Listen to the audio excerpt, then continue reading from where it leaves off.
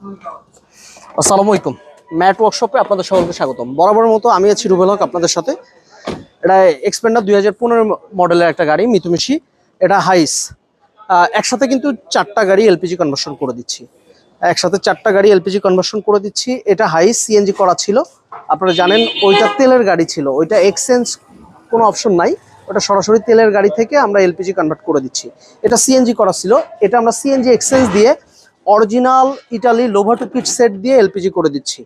আমাদের এখানে সবসময় আপনি অথেন্টিক জিনিসটা পাবেন। আপনারা যারা এলপিজি করতে চাচ্ছেন, একটা রিলায়েবল ট্রাস্টেড প্রতিষ্ঠান চাচ্ছেন, তারা নিঃসন্দেহে আমাদের সাথে যোগাযোগ করতে পারেন।